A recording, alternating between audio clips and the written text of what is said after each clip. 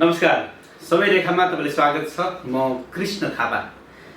हामी समसामयिक विषयको पेरिफेरीमा रहेर समय रेखामा विविध पक्षलाई समेटेर कुराकानी गर्छौँ। आज सोही अन्तर्गत जानकी गाउँपालिकामा छौँ। जानकी गाउँपालिकाले के गरिराखेको छ, जानकी गाउँपालिकामा जनप्रतिनिधिहरू आइसकेपछि र खास गरी जानकी गाउँपालिकामा प्रदीप कुमार चौधरी आइसकेपछि के भयो, यस विषयमा हामी कुराकानी गर्छौँ। मेरो बिचमा प्रदीप कुमार चौधरी जानकी गाउँपालिकाको अध्यक्ष हुनुहुन्छ। यहाँ स्वागत छ। नमस्कार। के छ खबर? ठिक छ। अहिलेसम्मको अब जानकी गाउँपालिका निर्वाचित भइसके पश्चात निश्चित केही कुराहरू विगतको भन्दा भिन्नै गर्न सफल भएका छौँ, जसमा नै हाम्रो अब जानकी गाउँपालिकाको विगतको अवस्थाभन्दा एकदम बदलिने परिस्थिति छ र विकास उन्मुख भएको छ। र तपाईँ निर्वाचित भइसकेपछि तपाईँले गरे के कामहरू अलिकति बताउनुहोस् न। जानकी गाउँपालिका समग्रमा भन्नुपर्दा विगतको 4वटा गाविस मिलेर बनेको हो, जहाँ एकदमै अव्यवस्थित कुनै पनि भौतिक पूर्वाधारको सवालमा होस् या अन्य व्यवस्थापनको सवालमा एकदमै अव्यवस्थित र त्यसमा पनि गाउँपालिकाको सडक व्यवस्थापन कार्यमा नितान्तै एकदमै अव्यवस्थित देखिएको अवस्था र सँगसँगै पूर्वाधारको आवश्यकता पनि र यो गाउँपालिकाको स्थापना कालदेखि हेर्नुहुन्छ भने तपाईको प्रशासनिक विशेष कर्मचारीको अभावले गर्दा पनि साबिक 4वटा गाविसका 4वटा सचिव मात्रै रहेको र पछिल्लो क्रममा 9वटा वाडाहरू बन्दै गर्दा निश्चित रूपमा हामी चाहिँ असहज परिस्थितिका बावजुद पनि प्रशासनिक कार्य अगाडि बढायौँ र त्यसपश्चात हामीले विकासका पनि केही आधारहरूलाई तय गरेर हामीले चाहिँ मापदण्ड बनाई कार्य अगाडि बढाएका छौँ।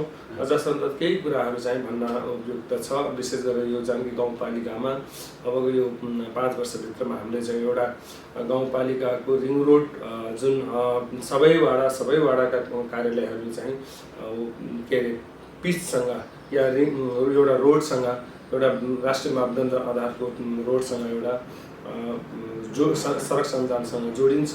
यसले गर्दा जनताहरूलाई सर्वसुलभ यातायातमा सुलभता हुन्छ भन्ने हामीले हेतु त्यो कार्य अगाडि बढाएका छौँ। सँगसँगै बिचमा ती परिआउने ती कल्भर्ट र पुलहरूलाई निर्माण कार्य अगाडि बढाएका छौँ। र शैक्षिक क्षेत्रमा भन्नुपर्दा विगतमा केही हामीले चाहिँ नमुना विद्यालयको रूपमा स्थापना गर्न खोज्दा पनि त्यो बिचमा अलिकति अवरोध आएर पछिल्लो क्रममा हाम्रो भौतिक पूर्वाधारहरूलाई चाहिँ निरन्तरता दिने काम गरेका छौँ। त्यो कार्य चाहिँ अहिले थाती भएको छ। र जुन हजुरले चाहिँ निर्वाचनमा जाँदाखेरि एउटा घोषणा पत्र बनाउनु भएको थियो, सोही घोषणा पत्र अनुसार त काम गर्नुभएको छ नि, होइन? निश्चित रूपमा केही कुराहरू सामाजिक मुद्दाहरू पनि हुन्छन् र केही के अरे तत्काल भइरहेका एउटा राज्यबाट जुन यो अवस्था को सिर्जित भई आज एउटा फरक मोडलमा नेपाल सरकार गएको छ, जुन 3 तहको सरकार या 3 तह हुने भन्ने छ, सङ्घीय सरकार, प्रदेश सरकार र स्थानीय तह भनिएको छ। जस अन्तर्गत तपाईँको हाम्रो संविधान त 22वटा अनुसूचीमा राखिएको अधिकार क्षेत्र, एकल अधिकार क्षेत्र भने साझा अधिकार क्षेत्र भनेको राखिएको छ। त्यस अनुरूप हामीले काम अगाडि बढाउँदै गर्दा कति कुराहरू साँच्चै नीतिगत हामीसँग नीतिकै अभाव भनौँ त कानुनको अभावले गर्दा पनि हाम्रो ती अधिकारहरूले चाहिँ हाम्रो गाउँपालिकाले भनौँ त्यो प्रयोग गर्न नसकिरहेको अवस्था चाहिँ छ। त्यस्तो आर्थिक वर्ष तपाईँको चाहिँ अघिल्लो आर्थिक वर्षमा योजनाहरू कति सफल भयो? जुन योजनाहरू तपाईँले बनाउनु भएको? निश्चित रूपमा हाम्रो गत आर्थिक वर्षको धेरै योजनाहरू हामीले चाहे जतिको गर्न सकेनौँ। जस अन्तर्गत अप्रत्याशित रूपमा कोरोना भाइरस पनि आयो र त्यो कोरोना भाइरस प्रति हाम्रो उत्तरदायित्व र जिम्मेवारीका साथ हामीले वहन गऱ्यौँ। त्यसका लाग्दा पनि र यो लकडाउन एउटा आफैमा एउटा के अरे एउटा भनौँ न पूर्ण कार्यहरू अभाव, विशेष गरेर सामग्रीको अभाव र जनशक्ति परिचालनको अभाव यसले गर्दा पनि हामीलाई चाहिँ जति लक्ष्य लिएका छौँ त्यो चाहिँ गर्न नसकेको अवस्था चाहिँ छ। तर पनि हामीले केही त्यत्रो कोरोनाको बिचमा पनि हामीले चाहिँ टेन्डर प्रक्रिया अगाडि बढायौँ, जस अन्तर्गत मलाई लाग्छ 9वटा कि 11वटा हामीले 5वटा राष्ट्रिय योजना आयोगद्वारा या सङ्घीय सरकारको योजनालाई हामीले टेन्डर प्रक्रिया अगाडि बढायौँ र त्यसै गरी प्रदेश सरकारको पनि हामीले या सङ्घीय प्रतिनिधि मान्यज्यूको क्षेत्र विकास कोषको पनि हामीले चाहिँ कार्यहरू अगाडि बढायौँ र त्यो कार्य चाहिँ सुचारू भयो तर सम्पन्न हुन सकेन। यसले गर्दा पनि हामीले चाहिँ गत वर्षको जति हामीले लक्ष्य लिएको त्यो कार्य चाहिँ गर्न सकेन। तपाईँ जनताको बिचमा रेगुलर जानुभएको छ नि? जनताको बिचमा अहिले चाहिँ सिधा भनौँ विभिन्न कार्यक्रम मार्फत घर दैलोमा गरेको अवस्था चाहिँ छैन। यो गाउँपालिकालाई नै व्यवस्थापन गरिरहेको अवस्था छ। तर हाम्रो वाडागतका विभिन्न वाडाका योजनाहरूको लागि अनुगमन र वाडा अध्यक्षलाई निर्देशन कार्यान्वयन विधिका बारेमा मैले चाहिँ गरिरहेको छु। अहिले चाहिँ हाम्रो यो गाउँपालिका साँच्चीकै यो सञ्चालन विधिमै एउटा अलिकति भनौँ न व्यवस्थित नभइसकेको, यसलाई चाहिँ व्यवस्थापन बनाउनै गर्दा कति कार्यहरू चाहिँ मेरो नीति तथा कार्यक्रमदेखि लिएर अन्य कानुन बनाउने प्रक्रियादेखि लिएर यी कार्यहरू चाहिँ हाम्रा जनतामाझ भन्दा जनतालाई सही सूचना र सही के अरे नीतिविधि उहाँहरूको लागि आवश्यक कानुनहरूको निर्माणतिर हामीले बढी ध्यान दिएका छौँ र वाडागतमा आइपरेका समस्याहरूलाई हामीले सहज तरिकाले छलफल र समन्वयका मार्फत हामीले र सहकारिताको मार्फत समाधान गरेका छौँ यस्तो लाग्छ। यो समयमा जनताको समस्याहरू कस्तो खालको आउँछ? निश्चित रूपमा जनताको समस्या भनेको नितान्तै अब विशेष गरेर धेरै कुराहरू कृषि विशेष अनुदानका कुराहरू लिएर आउनुहुन्छ र सँगसँगै विकासका कुराहरूमा ल्याउनुहुन्छ। विकास हामी निरन्तर गरिरहेका छौँ। उहाँहरूको आवश्यकतालाई हामीले आफूले आफूसँग भएका स्रोत साधनलाई यथाशक्य हामीले चाहिँ भरपुर त्यसलाई चाहिँ प्रयोग गरिरहेका छौँ। अघि मात्रै तपाईँले कुरा गर्दै गर्दा कति योजनाहरू यो आर्थिक वर्षमा सकिनुपर्ने तर त्यो नसकिएको र त्यो बजेटलाई हामीले चाहिँ फेरि पनि एउटा हिउँडे गाउँसभा र विशेष गाउँसभा मार्फत हामीले चाहिँ त्यो कार्यक्रमहरूले संशोधन गरेर फेरि पनि जनताका के अरे आवश्यकतालाई परिपूर्ति गर्नका निम्ति हामीले यसरी कार्यक्रम अगाडि बढाएका छौँ। जनताको समस्याहरूसँग जुझ्दै गर्दाखेरि जनप्रतिनिधिहरूलाई पनि काम गर्न गाह्रो छ, किनभने ऐन जुन कानुन पूर्ण रूपमा अहिले बनिसकेको अवस्था छैन। त्यो रूप काम गर्दाखेरि तपाईँहरूलाई कस्ता खालका समस्याहरू आउँछ? निश्चित रूपमा अब जनताको चाहना हाम्रा जनप्रतिनिधिहरूले उहाँले इच्छाको र योजना माग गरेको योजना चाहिँ सर्वसुलभ तरिकाले गर्नुहुन्छ, तर उहाँले नीति नियम र कानुन र विधि व्यवस्था अनुसार उहाँहरूले चाहिँ त्यो कुरा नबुझिदिनुहुन्छ र त्यसको कार्यान्वयन गर्न चाहिँ हामीलाई ढिलाइ भइरहेको हुन्छ। तर पनि हामीले चाहिँ समयमा ढिलो होला तर त्यो कार्य योजना चाहिँ सम्पन्न हुन्छ या हुन्छ भन्ने चाहिँ हामी आश्वासन दिइरहेका हुन्छौँ र गर्छौँ पनि। कुनै कार्यहरू विशेष गरेर अब विशेष गरेर तत्काल आइपर्ने हाम्रो बाढीग्रस्त क्षेत्रलाई हामीले उनलाई चाहिँ त्यहाँ भइरहेका भौतिक संरचनाहरू के अरे भत्केका बिग्रेकालाई हामीले चाहिँ मर्मत सम्भार तुरुन्तै हामीले गर्छौँ। हुन्छ हाम्रो सबै वाडामा प्रायः चाहिँ बाटोघाटाहरू बर्खायाममा बिग्रिरहेको हुन्छ। त्यसै गरी अन्य योजनाहरूको सवालमा पनि त्यसलाई हामीले चाहिँ सडकलाई मर्मत सम्भारको कार्य तुरुन्तै गर्छौँ र सँगसँगै अन्य यो दीर्घकालीन अलिकति योजनालाई हामीले चाहिँ कसरी गर्न सकिन्छ त्यो व्यवस्थालाई हामीले चाहिँ व्यवस्थापन गरिरहेका छौँ। अघिल्लो आर्थिक वर्षमा कति सडक बन्यो, कति सडक पिच भयो? अघिल्लो आर्थिक वर्षमा हाम्रो अहिले पनि भइरहेको छ, निरन्तर भइरहेको छ। अघिल्लो वर्षमा हाम्रो हुनुपर्ने 6 किलोमिटर हो, तर 6 किलोमिटरमा पनि हाम्रो कार्य चाहिँ यो ठेकेदार आए सामग्री नहुने, सामग्री उपलब्ध भए समयले साथ नदिने यस्तो लेभल गर्दा विशेष गरी यो वर्षको जुन कोरोनाले प्रभावित पारेकोले गर्दा गत वर्षको योजना अहिले नै हाम्रो यो अहिलेको सिजन अब यो टेम्परेचर अलिकति पुगेकोले कोरोना भाइरस लाग्दा भनौँ अलिकति खुक्लोपना भएकोले लकडाउन पनि खुक्लो भएकोले अहिले चाहिँ कार्यक्रम अगाडि बढाइएको छ। त्यसै गरी निर्माण कार्यहरू अधुरा भवनहरू पनि हाम्रा निर्माण सुचारू गरेका छौँ। रिङ रोडको कुरा निकाल्नु भएको थियो कि यहाँले, यो कति किलोमिटरको रिङ रोड हो? यो हाम्रो गाउँपालिकाको पेरिफेरीमा लगभग 45 देखि 50 किलोमिटरको हाराहारीमा छ, त्यो एउटा वर्ग किलोमिटरमा छ। भनेपछि यो रिङ रोड बनाउने कार्ययोजना यो जुन योजना छ एक आर्थिक वर्षको योजना हो कि यो तपाईँको कार्यकालभित्रको योजना हो? यो कार्यकाल एक आर्थिक वर्षमा त सकिने कुरा पनि भएन, बजेटले पनि यथेष्ट स्रोत साधन पनि दिँदैन। यसले गर्दा पनि हामीले चाहिँ बहुवर्षीय योजना राखेका छौँ र त्यसभित्र आइपरेका त्यो कलभट र पुलहरूलाई पनि निर्माण हामी व्यवस्थापनका कार्यहरू बढाइरहेका छौँ र त्यसै गरी हाम्रो एउटा यो रिङ रोड कस्तो खालको बन्ने हो? अलिकति चाक्लो खालको बन्ने हो कि अथवा नर्मल खालको रिङ रोड मात्रै, त्यो चाहिँ नि नाम मात्रकै रिङ रोड, त्यो एउटा मोटरसाइकल एउटा गाडी मात्रै हिँड्न सक्ने, अथवा चाहिँ नि ठुलै खालको कस्तो खालको बन्ने हो? हाम्रो यो निश्चित रूपमा यो हाम्रो ब्ल्याक टप या कालेपत्र चाहिँ 6 मिटरको हुन्छ। त्यसपछि हाम्रो 1-1 मिटर 1.5 मिटरको तपाईँको त्यसको पेरिफेम हुन्छ, प्यारासाइड हुन्छ, त्यसपश्चात नाली हुन्छ।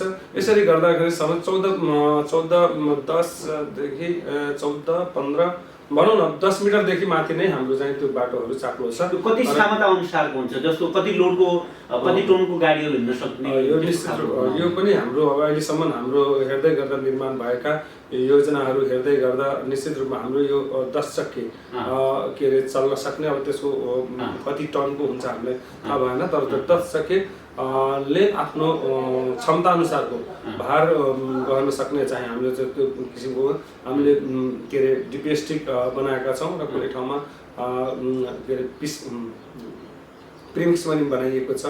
त्यो ठाउँ अनुसार हामीले चाहिँ प्रयोग गरिरहेका छौँ, त्यसलाई चाहिँ निरन्तर गरिरहेका छौँ र यो वर्ष पनि मलाई लाग्छ लगभग 8 करोड जति यो वर्ष अलिक बढी छ विनियोजित छ। यसले गर्दा निश्चित रूपमा केही हाम्रो सङ्घीय सरकारको सम्पूर्ण कोषबाट पनि 1 करोड 60 लाख आएको छ। यसले गर्दा हाम्रा लक्ष्यलाई पन्छ्याउन निम्ति हामी सम्पन्न गर्न नसकौँला, तर रेखाङ्कन र केही हदसम्म मान्छे सम्पन्न उन्मुख चाहिँ त्यसलाई चाहिँ बनाउन सक्ने हामी चाहिँ राखेका छौँ। यसरी यो 5 वर्षको टार्गेट गरेका छौँ। यसको डिपिआर तयार भएको छ?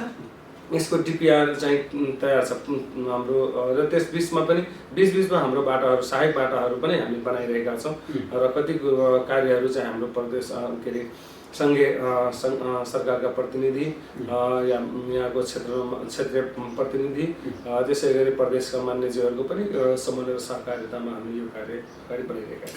तपाईँ जानकी गाउँपालिकामा आइरहँदाखेरि जानकी गाउँपालिकाको तपाईँ नयाँ मान्छे होइन, किनभने यहाँकै स्थानीय पनि हो होइन? तपाईँ यहीँ हुर्किनु भयो, यहीँ जन्मिनु भयो, सारा कुरा सबै कुरा तपाईँले जानकी गाउँपालिका एकदम नजिकबाट चिन्नु भएको छ, जानकी गाउँपालिकाले पनि तपाईँलाई चिनाएको छ। यति हुँदाहुँदै जानकी गाउँपालिकाको सबैभन्दा ठुलो समस्या चाहिँ के हो? जानकी गाउँपालिकाको त्योसँग तपाईँ जुझ्न लागिरहनु भएको छ कि छैन? जानकी गाउँपालिकाको समस्या समग्रमा हेर्नुपर्दा यसरी हेर्नुहुन्छ, जुन यहाँको उपलब्ध स्रोत साधनलाई सही सदुपयोग नभएको मैले चाहिँ महसुस गरिरहेको छु। विशेष कृषि क्षेत्र यो पकेट क्षेत्र पनि हो जानकी गाउँपालिका, जुन रानी जमरा या नेपाल सरकारको गौरवको योजना अन्तर्गत रानी जमरा एउटा सिँचाइ परियोजना पनि पर्छ, त्यस अन्तर्गत जानकी गाउँपालिका पनि पर्छ।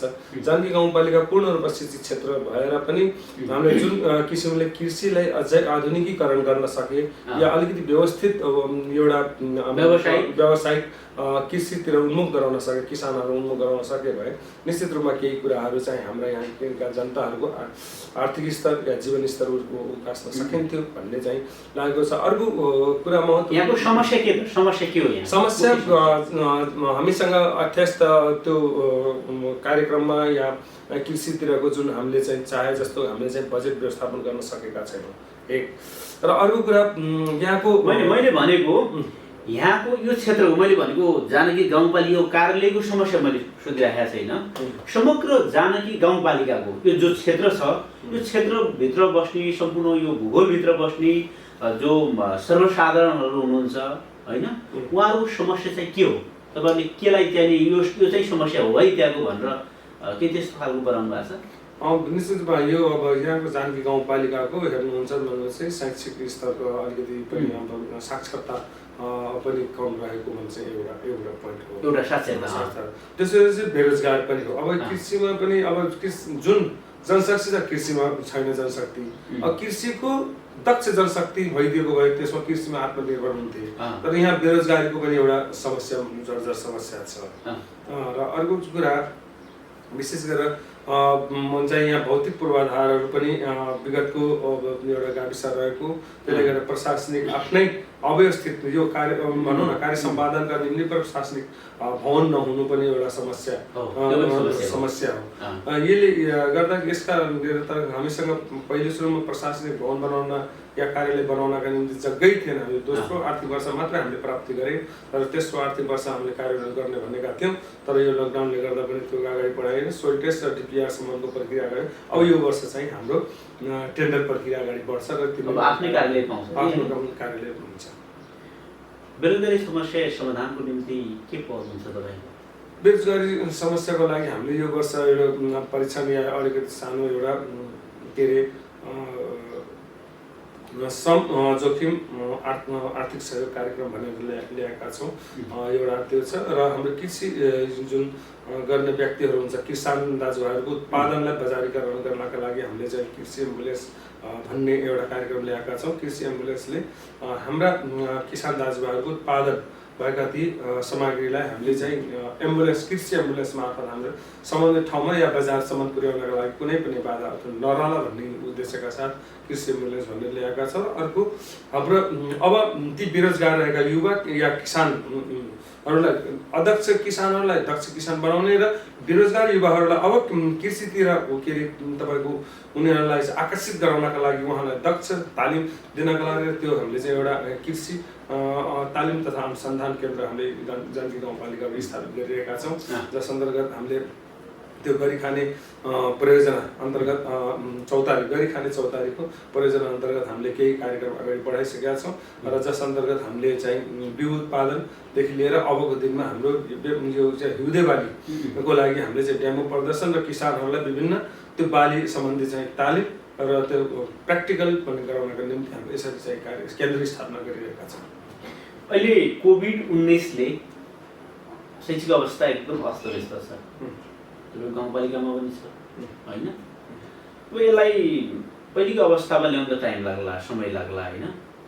तर अलिकति सञ्चालन गर्नुको निम्ति कस्तो खालको कार्ययोजनाहरू तयार पार्नु भएको छ? कुन माध्यमबाट पढाउने, विद्यार्थीहरूलाई स्कुलमा आउने वातावरण बनाउने, शिक्षक र विद्यार्थीको फेस टु फेस चाहिँ भेटघाट गर्ने अथवा तपाईँको चाहिँ विभिन्न सञ्चार माध्यम अल्टरनेटिभ उपायहरू अपनाउने, कसरी यसलाई चाहिँ अलिकति व्यवस्थित गर्न सकिन्छ भन्ने लाग्छ?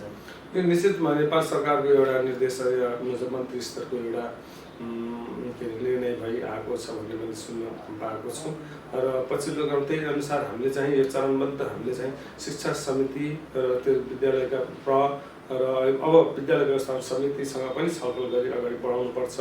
अब केही नै यसलाई चाहिँ सोसियल डिस्टेन्स राखेर हुन्छ या विद्यालयमा रहेका विद्यार्थीलाई के अरे जोड बिजोडको के अरे रोल क्रमलाई गरेर गर्न सकिन्छ या त्यसलाई चाहिँ 2 सिफ्टमा विद्यालय चलाएर सञ्चालन गर्न सकिन्छ। यसरी चाहिँ अब यसको विकल्प के हुन सक्ने भन्ने विषयमा हामी छलफल क्रममा छौँ र भर्ना प्रक्रिया अगाडि बढाइसकिएको छ र भर्ना पनि सम्पन्न भएको मैले सुन्नमा पाएको छु र कति विद्यालयहरू चाहिँ अलिकति एकाध विद्यालयहरू चाहिँ सम्पन्न भएको छैन भन्ने कुरा छ र पाठ्यक्रममा के अरे सम्पूर्ण रूपमा वितरण भइसकेको अवस्था चाहिन्छ भन्ने चाहिँ जानकारी आएको छ र पछिल्लो क्रममा हामी यो छलफल एउटा जानकी गाउँपालिकाको शिक्षा सञ्चालन कार्यविधि 2077 भनेर हामीले चाहिँ गाउँ सबैबाट पास गरिसकेका छौँ र त्यस अन्तर्गत हामीले विद्यालयको आवश्यकता विशेष गरी यो दरबन्दी मिलानका कुराहरू छन् र कति हुन आवश्यकता निजी र शिक्षकहरूको सवाल छ। यसलाई चाहिँ अबको दिनमा हामी एउटा निर्णयको भरमा एउटा बैठकको निर्णयको भरमा भन्दा पनि एउटा कार्यविधिको जुन हाम्रो विधि विधान छ त्यसैलाई अंशलाई अगाडि टेकेर त्यो नियमलाई टेकेर हामीले चाहिँ त्यस्ता निर्णय गर्नेछौँ र विद्यालय व्यवस्थापनमा केही सुधार हुन्छ भन्ने हामीले लागेको छ। यो कार्यक्रमको करिब अन्ततिर छौँ। अब तपाईँले जुन तपाईँलाई यो स्थानसम्म चाहिँ पुर्याउन सहयोग गर्ने आम मतदाताहरू उहाँहरूलाई हाम्रो मिडिया मार्फत के सन्देश दिन चाहनुहुन्छ? निश्चित रूपमा अब केही कुराहरू तपाईँ मिडिया मार्फत राख्न पाउँदा निश्चित रूपमा खुसी छु र हाम्रो जानकी गाउँपालिकाका जनता नागरिकहरूलाई के पनि भन्न चाहन्छु, आफ्ना समस्या आफ्नाले नै समाधान गर्छन् र निश्चित रूपमा हाम्रो जनप्रतिनिधि हाम्रा जनप्रतिनिधि हुन् भन्ने, हाम्रा समस्या हाम्रा हुन् भने जनप्रतिनिधि पनि हाम्रा हुन् र यी समस्यालाई साँच्चै हाम्रा जनप्रतिनिधिले सम्बोधन गर्नेछन् र त्यो कार्यान्वयनमा ल्याउनेछन् भन्ने विश्वासका साथ हाम्रो जानकी गाउँपालिकामा सके वाडा मार्फत आइदिनु होला, नसके त्यत्तिकै पनि गाउँपालिकामा आफ्नै हामी तपाईँहरूकै दाजुभाइ भनौँ न भाइ बसिरहेको अवस्था चाहिँ छ। यसलाई चाहिँ तपाईँहरूकै समस्या हाम्रो समस्या भनेर हामीले जानकी गाउँपालिकाबाट अध्यक्षको हैसियतबाट तपाईँहरूको कार्यलाई समयमै सम्पन्न गर्नलाई अहोरात्र खट्नेछु। धन्यवाद। यहाँको महत्त्वपूर्ण समयको लागि यहाँलाई धेरै धन्यवाद। धन्यवाद। आज हामीले जानकी गाउँपालिकाका अध्यक्ष प्रदीप कुमार चौधरीसँग विशेष कुराकानी गऱ्यौँ। कार्यक्रम समय रेखाको समय सकियो। कृष्ण बिदा हुन्छु। नमस्कार।